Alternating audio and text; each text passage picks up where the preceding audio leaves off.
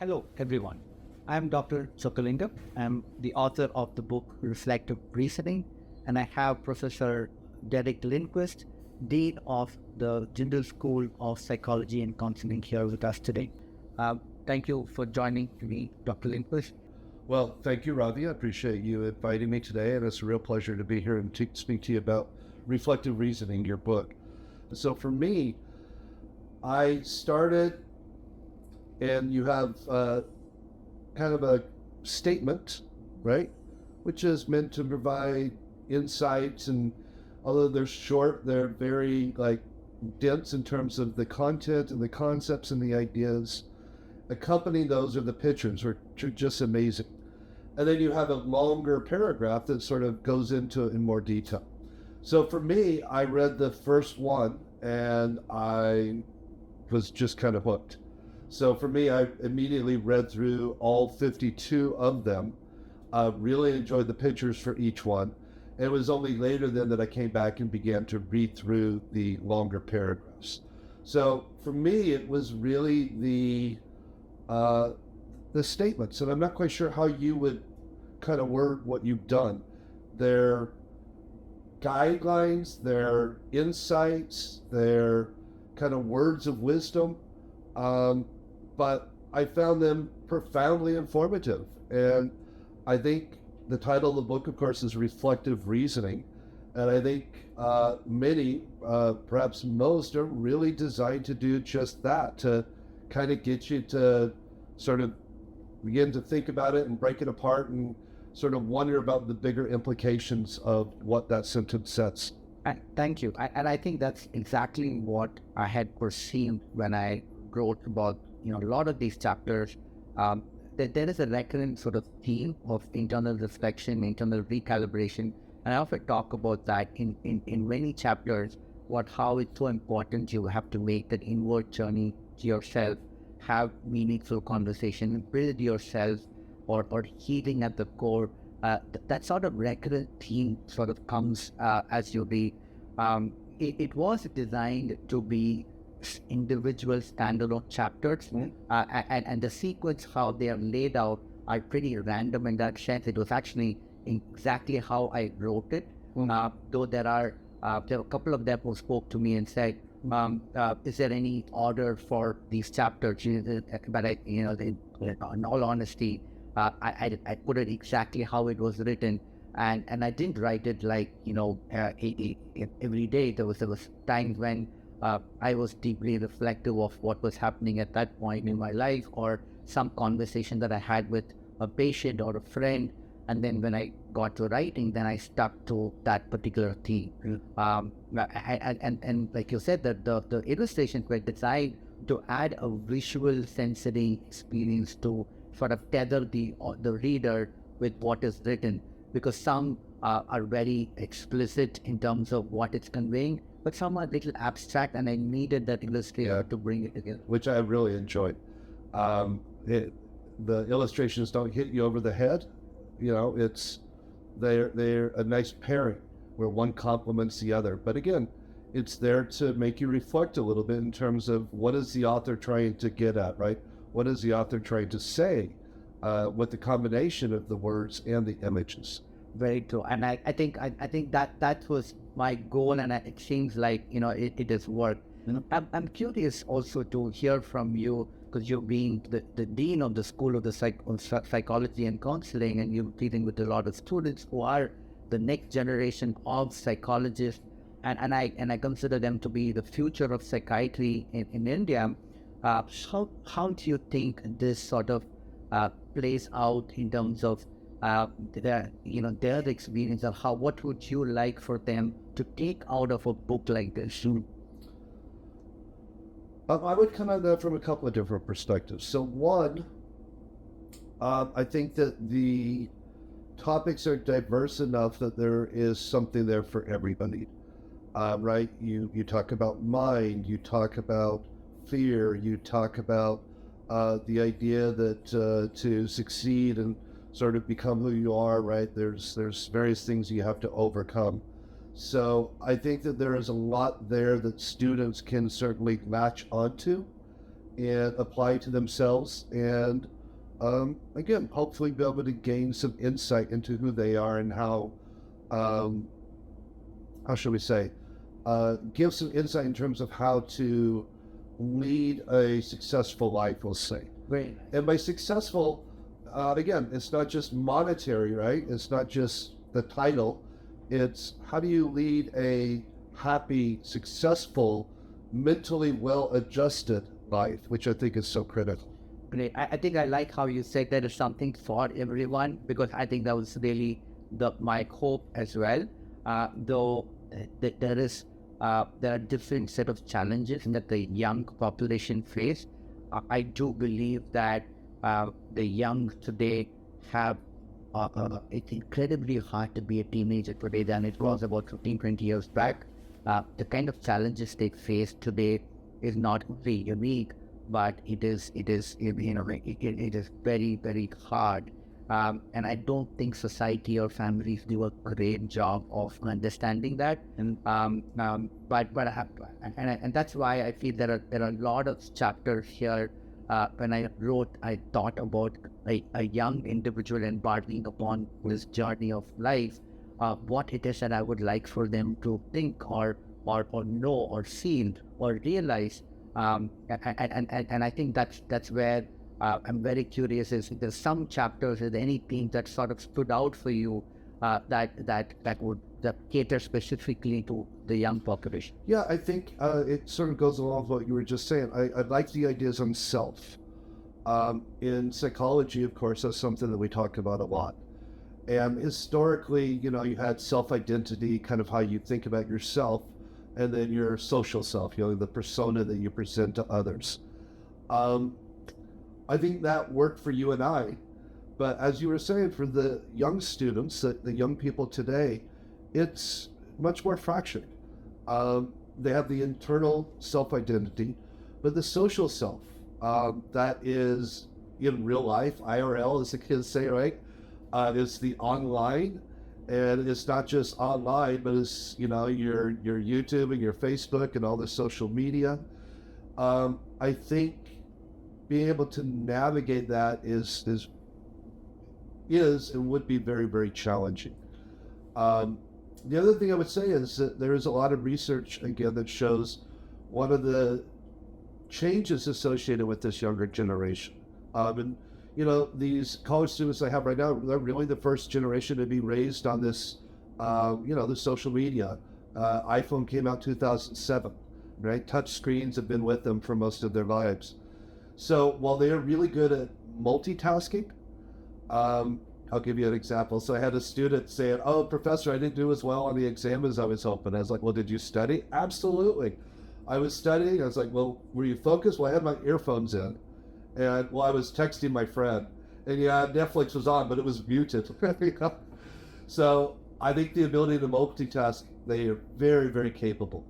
I think where they struggle is to sit and contemplate and think deeply. So again, if I could go back to the book, I think this would be one of the strengths, is the writing is such that it just draws you in, and it makes you want to contemplate and think about it. So to sit and pontificate for 5 or 10 minutes, I think would be really, really helpful. And a lot of my students are also into yoga and meditation and mindfulness. So again, I think that the ideas in the book, I think, align very, very well with them. So I think that they could use this not only as a jumping off point for doing it sort of de novo, but if they're already engaged in these practices, I think that this would certainly be something that would be an aid for that as well. That's very reassuring, because I do believe that if they could use this as a reflective tool that they can revisit at times, much like an abstract art that sort of speaks to you depending on where you are and how you feel at that point. I feel like there are some pieces within these chapters that can speak to you depending on where you are at the time. So that's very reassuring. Another thing that I wanted to talk to you about, which we did mention or speak about offline, was this idea of being uncomfortable. Yeah. I do believe that it is so important for progress that one is comfortable with the idea of being uncomfortable, because there is great progress and great opportunity that happens at the height of adversity. And I think that's something that I find a lot of people not ready to sort of confront that discomfort. They are either triggered, which I understand it's very hard, but the only way to go to the next step, or to grow from that, is to confront that and come with a more concerted solution. Do you agree? I do. And again, one of your quotes, and I apologize, I probably should have found it before we started this, but something along the lines of success requires a certain amount of uncomfortableness. And I absolutely think that is true. Anybody that stretches themselves beyond their current position, right? If you have new problems you're tackling, new challenges you're trying to overcome, almost by definition, that is going to lead to some unease, some uncertainty, maybe a little disorientation and a little discombobulation. That's not a bad thing. And I think that part of getting older, and I will say, and I said this in your book launch the other night, that I see a lot of wisdom in the book. And for me, wisdom is basically having lived long enough that you've sort of garnered the experience to begin to see the patterns and a little bit of an insight in terms of how can I sort of function well? How can I accomplish the goals that I want to accomplish? And so I think that, again, there's no shortcut to that. It's simply you have to live life and live. But I do think what this book does very capably is taking those ideas that you have learned and developed and grown with, and again, be able to share them with the younger generation. Yeah. And hopefully they can internalize and inculcate some of those ideas and actually be able to apply them to their own life. Absolutely. And I see this with, a lot of people I speak to, that there is this preoccupation about being free of pain, or free of any discomfort. While that is a good goal to have, the process to get there cannot be easy. It requires a lot of contemplation, like you said.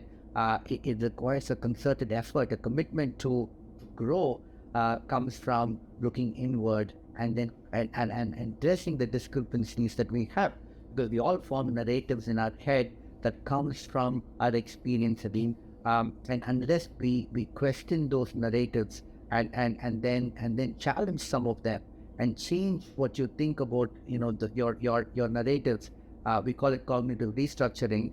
It is very, very hard to find emotional growth. Absolutely. We talk about that in this chapter called psychological mindedness. Again, emotional well-being it's a process. It is a journey in itself. While it's not a goal, that it requires a lot of concerted effort and commitment to get that.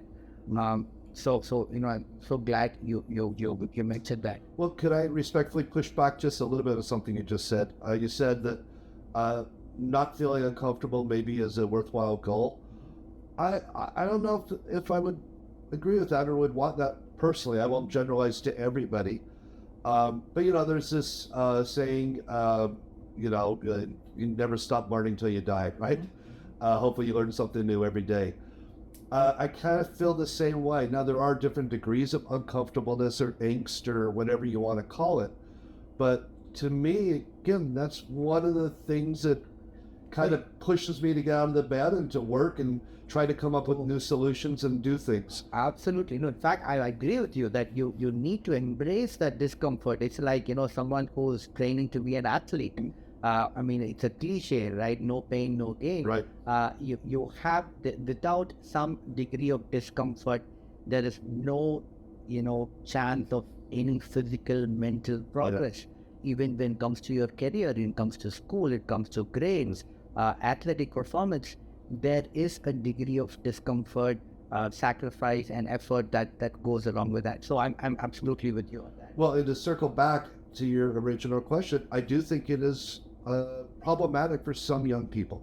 Again, not all, but certainly as dean, I have spoken with students that have very explicitly said, I don't want to feel uncomfortable in the classroom. But again, if I'm not challenging what you believe, if I'm not challenging your pre-existing assumptions, I'm really not doing my job as an educator. So I do think that, again, it's this inverted U that we talk about so much in psychology and psychiatry. I'm not saying that we want you at the high end in terms of your uncomfortableness, but some moderate level of uncomfortableness, just like anxiety, is not necessarily a bad thing. It can be motivating, it can push you, it can give you that extra oomph, again, to challenge yourself and try to overcome the hurdles you're experiencing. In fact, great progress can happen when you acknowledge that you are uncomfortable, and at that point you recognize that discomfort, talk about it, process it, and then push yourself to the next level. The preoccupation should not be for you to, well, I feel uncomfortable, now I'm going to retract and then not think about it. It is, in a way, if I have to give a metaphor, you leave your house, you want to go to a destination, and then you see a roadblock sign. You don't simply just turn back and go back home. You find an alternate path to get to where you need to go. And that could take longer, because it'll be harder. If you're going to Delhi, it usually does. But then at no point you're saying, oh, there is a roadblock or a diversion, I'm simply going to go back home and sit and do nothing.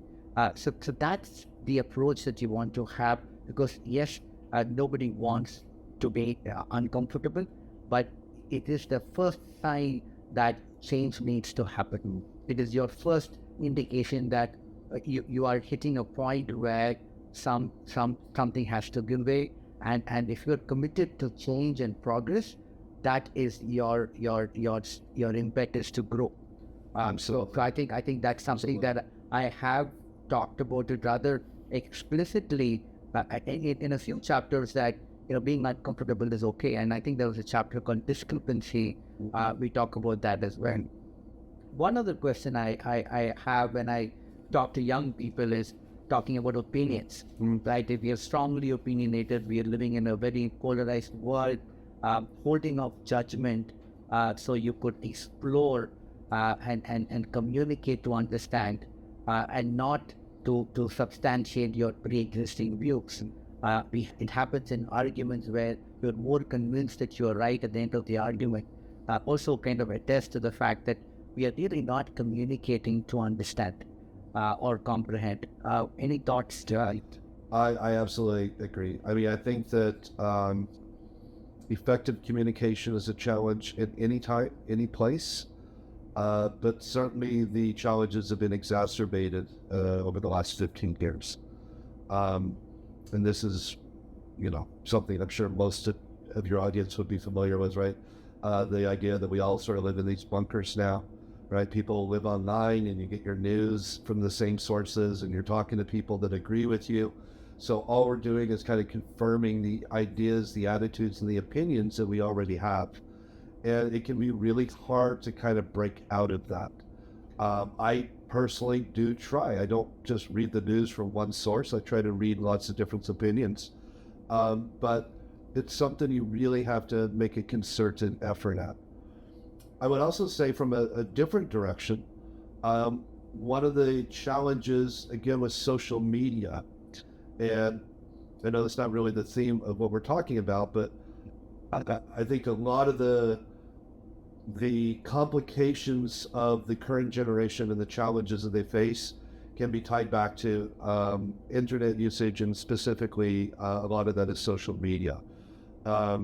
It's not just the influencers and trying to keep track of who has what in terms of material goods and successes and all that, which historically you would hear about, but now it's just directly in your face day in and day out. But it's also the anonymity, right? I mean, these trolls that you see that say just absolutely horrendous things are, in 99.9% of the cases, I would assume, are people that would never say something like that face to face.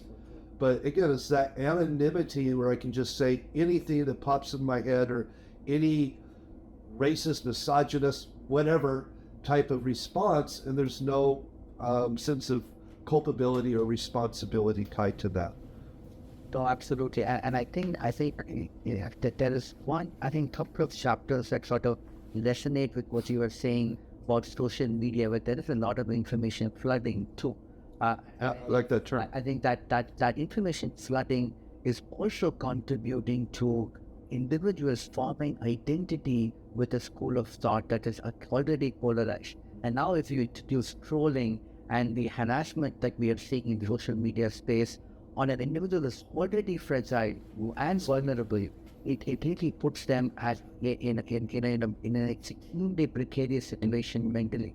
And then if you add the quality of friendships and relationships that are formed in this new era of social media, that it's more quantity based and not qualitative, it really puts them at a very, very high risk of whole host of psychiatric issues.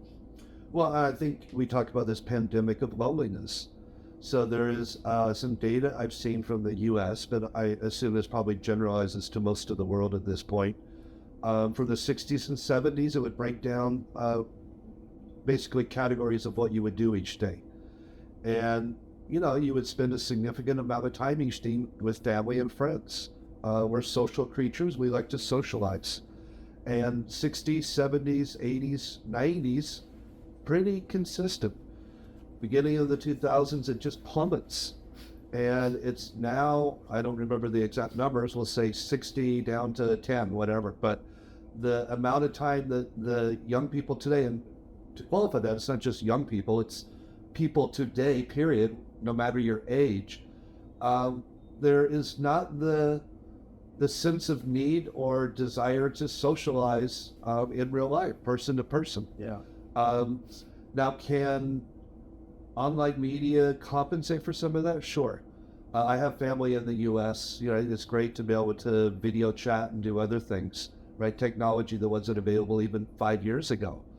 But it can never sort of compensate for that feeling that you have when you're with a group of people that you admire and like and respect, and you all want to actually be together and socialize. Absolutely. In fact, the pandemic did not help. Absolutely, yeah. We spoke about social distancing, and then we had to then make a concerted effort to social distancing does not mean emotional distancing. Yeah. We had to make you actually have to connect at an emotional level, and still you can socially distance. And it was very hard for a lot of young people. And I remember having conversations with young people who were really struggling to find that balance between social distancing and then emotional connections. Again, I mean, I think coming back to the book, I do think that there is enough pieces in there that they could use that as a reflective tool. If they are looking for a specific answer, they may not find it in one of these chapters, but there is enough reflective ideas which my hope is they can then explore and delve into their own selves. We talk about decluttering the mind a lot, and I think when you declutter the mind, the noise sort of escapes, and then you can see more clearly. There is also a correlation between your cognitive space, time, and stress. If you put a lot of things in your to-do list, you suddenly feel like time is truncated, and it gives you the illusion that you don't have enough time because you have a lot of things to do, and this adds to the stress. And if you can declutter your mind, and you suddenly feel like you have more time at your disposal, and then your stress eases. This is an iterative process, but it can be done. We talk about mindfulness. I think we talk about that a lot in the book. But I think that's where I feel like there's something there, but it's something that you don't want to take it as a quick read and look for answers, because the answers lie within you. Absolutely. And I think the book accomplishes exactly what you are suggesting. Again, I think that you can, as I did my first read, it was kind of like the Pringles, right? You can't just eat one. So again, I did read through the whole thing very, very quickly. But as we were talking about earlier, I'm not necessarily a meditator per se. My brain doesn't really shut down very easily. But I do like the idea of decluttering the mind. And again, I can tell you that last night after we returned, I did lay in bed thinking about several of the ideas that were in the book. And so I think that in that respect, to sort of prompt a person to conceptualize an idea that maybe they haven't thought about it in that way before, or even just the wordplay, which I again also really enjoyed. I think that can be the springboard to either allow that person to shut down if they are focused on the mindfulness, but I also think it can take them on some really interesting internal sort of monologues and trips in terms of how do I actually, again, appreciate and anticipate these words in order to, again, apply them to my life. Because to me, I think for a young person in particular that's reading this, that's really the benefit. Is again, you're getting this directly as someone who has lived a well life that can sort of impart some of the wisdom that they have acquired, and it's really up to the student. It's not a passive process, right? Just reading the words isn't sufficient, as you're saying. You have to do your part as well to try to understand and synthesize and really kind of contemplate at a deeper level. What does that mean? And again, what's the bigger idea and how can I apply it to myself? And ultimately, that's what we're all here about, right? We're trying to learn how to improve ourselves. So I think that there is an awful lot in the book that can do that. All right. Thank you so much, Derek, and I really appreciate your time. In fact, I'm more hopeful from talking to you that this book is going to help people, and I hope to talk more about it. I think that the next thing we have in mind is to have episodes for each chapter, so to dig a little deeper, talk about it, and because there are things that I wanted to say, but I wanted to keep it short. So, but that's something that can feature in discussions like this. So thank you so much for your time. My pleasure. Thank you for having me join you for your first podcast. Thank you so much. Really exciting time. Thank you.